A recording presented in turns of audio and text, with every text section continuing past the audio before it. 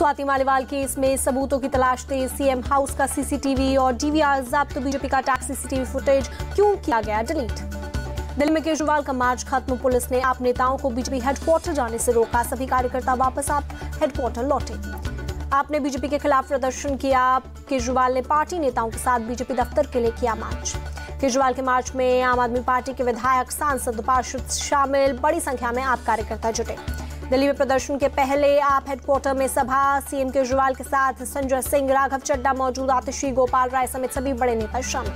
CM Kejriwal का BJP पर निशाना, कहा पीएम का आपको खत्म करने का इरादा, बीजेपी ऑपरेशन झाड़ू चला रही, आपकी प्रोग्रेस से बीजेपी को दिक्कत। केजरीवाल का बड़ा आरोप, कहा ऑपरेशन झाड़ू में आपके बड़े नेताओं को गिरफ्तार किया जा रहा है, जल्द ही आपके अकाउंट भी सीज किया जाएगा, आप दफ्तर भी करवाया जाएगा खाली। केजरीवाल का पीएम मोदी पर सीधा अटैक, कहा जो भी हो रहा वो पीएम मोदी करवा रहे, पूछा अगर शराब घोटाला हुआ तो पैसे कहां गए, ये लोग एक चवन्नी तक बरामद नहीं कर पाए।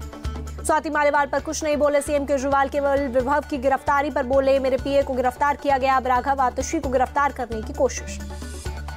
आपके प्रदर्शन पर बोले बीजेपी नेता रविशंकर प्रसाद, महिला सांसद को सीएम हाउस में सीएम का स्टाफ पीट रहा, खुद कोई कार्रवाई नहीं करते, केजरीवाल का कौन सा मॉडल है। बीजेपी दफ्तर के बाहर केजरीवाल के प्रदर्शन पर बोले संजय राउत, केजरीवाल ने इस आंदोलन का जिक्र किया है तो ये आंदोलन बहुत अच्छा है, 4 जून को सरकार बदलने वाली है। केजरीवाल के प्रदर्शन पर को लेकर बोले सलमान खुर्शीद, मौजूदा पीएम को सीधे चुनौती देना आसान बात नहीं, केजरीवाल को लोगों का समर्थन मिलेगा। केजरीवाल के बयान पर बोले हिमाचल के पूर्व सीएम जयराम ठाकुर, इस तरह की धमकियां देने का मतलब है कि वे खुद हताश और विचलित हैं। केजरीवाल के प्रदर्शन पर बोले बीजेपी नेता शहनवाज हुसैन, केजरीवाल को जितना ड्रामा करना है कर लें, अपराध और भ्रष्टाचार करोगे तो बख्शे नहीं जाओगे, केजरीवाल एक्सपोज हो चुके हैं। आतिशी ने पीएम मोदी पर साधा निशाना, बोले मोदी को केजरीवाल के कामों से डर लगने लगा है, पीएम मुफ्त बिजली, अच्छे स्कूल नहीं दे सकते, इसलिए वे आपको खत्म करना चाहते हैं। स्वाति मालीवाल केस में गिरफ्तार सीएम केजरीवाल के पीए विभव कुमार को कोर्ट ने 5 दिन की पुलिस रिमांड में भेजा, दिल्ली पुलिस ने 7 दिन की रिमांड मांग की थी।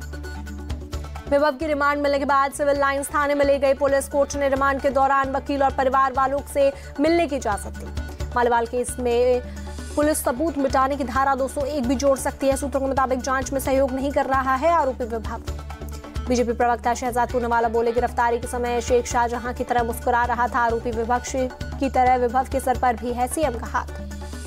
स्वाति मालीवाल ने ट्वीट करके केजरीवाल पर साधा निशाना, बोली कभी निर्भया को इंसाफ दिलाने सड़कों पर निकले थे, आज सीसीटीवी फुटेज गायब करने वाले को बचा रहे हैं, काश सिसोदिया के लिए इतना जोर लगाया होता। मालीवाल केस पर बोली आतिशी, ये पूरा षड्यंत्र बीजेपी ने रचा और मालीवाल को इसका चेहरा बनाया, पुलिस भी बीजेपी के आका के इशारे पर काम कर रही है। नाम लिए बिना केंद्रीय मंत्री अनुराग ठाकुर ने केजरीवाल पर साधा निशाना, बोले वे सिर्फ चुनाव को लेकर टिप्पणियां करते हैं और महिलाओं को पीटते हैं।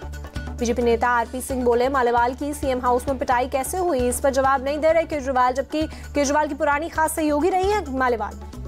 दिल्ली सरकार में मंत्री सौरभ भारद्वाज का बयान, बोले पूरा देश चाह रहा है कि देश से तानाशाही खत्म हो, बीजेपी को स्वाति मालीवाल की तरफ से संजीवनी मिली।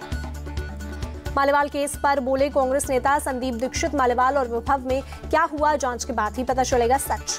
पूर्वी दिल्ली सीट से आप उम्मीदवार कुलदीप ने साइक्लोथॉन में लिया हिस्सा, बड़ी संख्या में पार्टी कार्यकर्ता भी हुए शामिल, बीजेपी के हर्ष मल्होत्रा से होगा मुकाबला।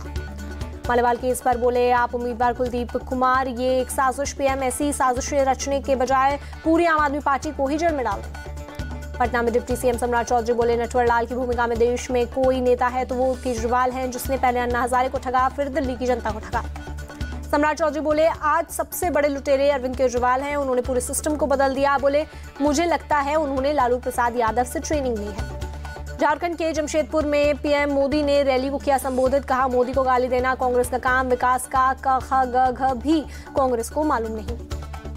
पीएम मोदी बोले झारखंड का नाम आते ही जेल में सीएम याद आता है, नोटों का पहाड़ याद आता है, घोटाले याद आते हैं, कांग्रेस ने झारखंड को हर मौके पर लूटा।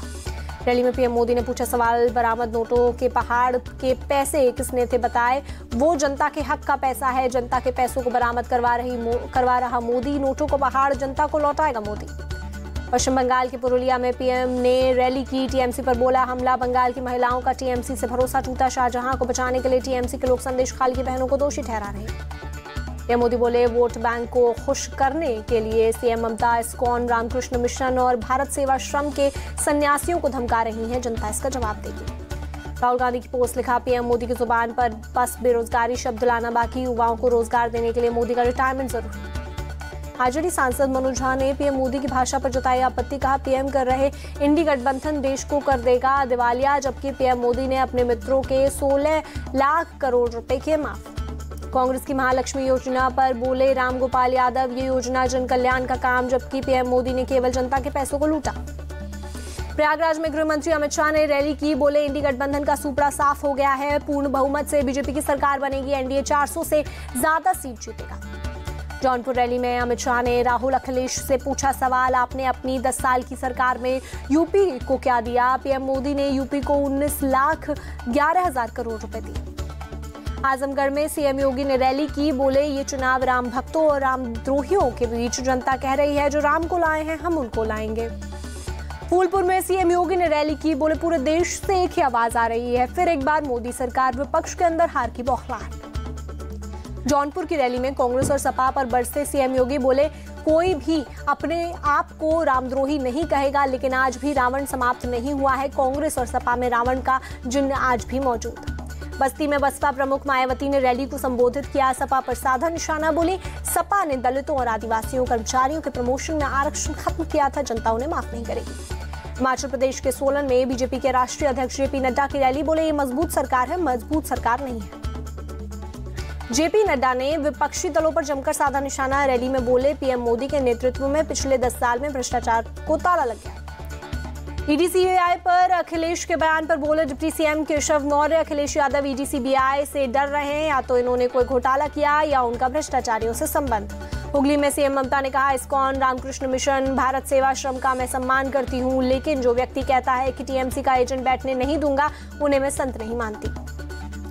बीजेपी महासचिव विनोद तावड़े की पोस्ट लिखा, मीडिया इन्फ्लुएंसर मुंबई जॉर्डन को कर्नाटक पुलिस ने किया अरेस्ट, कांग्रेस घोषणा पत्र की आलोचना करने पर की गई गिरफ्तारी। दिल्ली में उत्तराखंड सीएम धामी ने की रैली, नई दिल्ली सीट से बीजेपी प्रत्याशी बांसुरी स्वराज के लिए मांगे वोट।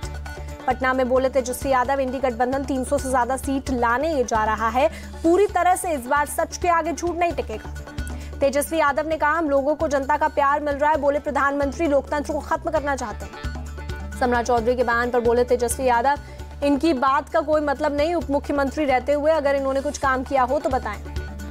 तेजस्वी यादव के वीडियो पर बोले बिहार डिप्टी सीएम विजय सिन्हा, तेजस्वी दिन में सपने देख रहे हैं, बिहार यूपी समेत पूरे देश में एनडीए की जीत होगी।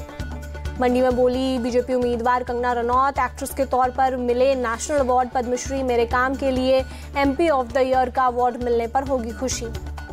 कश्मीर में कम वोटिंग परसेंट पर बोले एनसी चीफ फारूक अब्दुल्ला, ये मेरी उम्मीदों से बेहद कम, मुझे 70% मतदान की थी उम्मीद। हरियाणा के पलवल में कांग्रेस नेता भूपेंद्र सिंह हुड्डा का बयान, बोले लोगों का बहुत समर्थन मिल रहा है।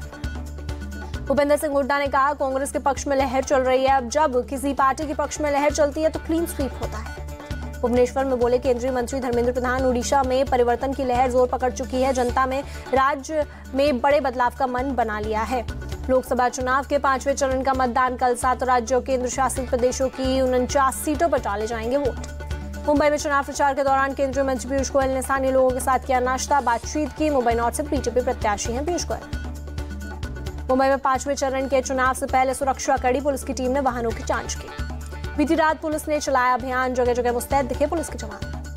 बैरकपुर में पोलिंग पार्टियां मतदान उपकरणों के साथ मतदान केंद्रों के लिए रवाना, कल बैरकपुर में होगा मतदान। जम्मू कश्मीर में आतंकियों की कायराना हरकत, शोपियां में पूर्व सरपंच की गोली मारकर हत्या। आतंकियों के हमले में मारे गए पूर्व सरपंच एजाज शेख बीजेपी से जुड़े थे, पुलिस इलाके की घेराबंदी कर आतंकियों की कर रही है तलाश। शोपियां में आतंकी हमले में मारे गए पूर्व सरपंच की अंतिम यात्रा में बड़ी संख्या में शामिल हुए लोग, कल आतंकियों ने गोली मारकर की थी हत्या। जम्मू कश्मीर के अनंतनाग में भी आतंकी हमला, आतंकियों ने 2 राजस्थानी कपल को मारी गोली, अस्पताल में भर्ती। अहमदाबाद में मदरसे का सर्वे करने गई टीम पर हमला, दरियापुर की सुल्तान सैयद मस्जिद के बाहर भीड़ ने घेराव कर हमला किया, मामले में एफआईआर दर्ज। एमपी के दमोह में ऐतिहासिक इमारत का एक हिस्सा गिरा, हकगंज बरंडा का गेट गिरने से एक शख्स घायल, 1876 में बनी थी इमारत। कानपुर में गिरी निर्माणाधीन दीवार, कई मजदूरों के घायल होने की खबर। सिंगापुर में हाई कमिश्नर सिमोन वोंग की पोस्ट लिखा, हमारी फर्स्ट सेक्रेटरी सीन लिम ने रणथंबोर लॉयन सफारी का किया दौरा, सफारी में दिखी बाघिन शक्ति। आगरा में कई जूता व्यापारियों के ठिकानों पर आयकर विभाग का छापा, 60 करोड़ कैश बरामद, लैपटॉप, कंप्यूटर और मोबाइल फोन भी जब्त किए। जम्मू कश्मीर के राजौरी के छोटा नार जंगलों में लगी आग, आज तीसरे दिन भी आग पर नहीं किया जा सका काबू। असम के सिलचर में 4 मंजिला इमारत में लगी आग, जान बचाने के लिए चौथे फ्लोर से कूदी युवती। उत्तराखंड के डीजीपी अभिनव कुमार केदारनाथ पहुंचे, सुरक्षा व्यवस्था का लिया जायजा। चेन्नई के वडापलानी मुरुगन मंदिर में रथ यात्रा विकासी विशाखम उत्सव के मौके पर निकाली गई रथ यात्रा, बड़ी संख्या में भक्तों ने लिया हिस्सा। आंध्र प्रदेश के तिरुपति बालाजी मंदिर में भक्तों की भारी भीड़, दर्शन के लिए लगी लंबी कतारें। तमिलनाडु के तिरुवरूर में हुए तेज बारिश, कई इलाकों में सड़कों पर भरा पानी। दिल्ली में गर्मी और हीट वेव की मार, मौसम विभाग ने जारी किया रेड अलर्ट। गुजरात के राजकोट में फैशन शो का आयोजन, कैंसर पेशेंट्स ने किया रैंप वॉक। आईपीएल में आज के दूसरे मैच में राजस्थान रॉयल्स और कोलकाता नाइट राइडर्स होंगे आमने सामने। गुवाहाटी में शाम 7:30 बजे से शुरू होगा मैच। आईपीएल के प्लेऑफ में पहुंचने वाली चौथी टीम बनी रॉयल चैलेंजर्स बैंगलोर। करोए अमरों के मुकाबले में चेन्नई को 27 रनों से हराकर आईपीएल से किया बाहर। आरसीबी को प्लेऑफ में पहुंचने के लिए सीएसके को 18 रनों से हराने की थी चुनौती, बैंगलोर की टीम ने कड़े मुकाबले में दर्ज की जीत। आरसीबी ने धमाकेदार अंदाज में खेलते हुए 219 रनों का दिया टारगेट। चेन्नई की टीम 20 ओवर में 191 रन ही बना सकी। चेन्नई की तरफ से सचिन रविंद्र ने 61 रनों की पारी खेली। रविंद्र जडेजा ने नाबाद 42 रन बनाए। महेंद्र सिंह धोनी 25 रन बनाकर हुए आउट। आईपीएल में विराट कोहली के पास है ऑरेंज कैप। कोहली ने 17वें सीजन में बनाए हैं सबसे अधिक 708 रन। पर्पल कैप की रेस में हर्षल पटेल सबसे आगे 22 विकेट के साथ। हर्षल पटेल दावेदार, तीसरे नंबर पर कोलकाता के वरुण चक्रवर्ती 18 विकेट के साथ दे रहे हैं जोरदार टक्कर। विराट कोहली ने इंपैक्ट प्लेयर रूल पर खड़े किए सवाल का, इससे बिगड़ रहा है टीम का बैलेंस। रोहित शर्मा ने भी इस रूल को हटाने की मांग की थी। आईपीएल के 17वें सीजन में मुंबई के प्रदर्शन पर बोले रोहित शर्मा, कहा हम इस सीजन अच्छा नहीं खेल सके, इसके लिए हम भी जिम्मेदार हैं। मैंने भी उम्मीद के मुताबिक रन नहीं बनाए।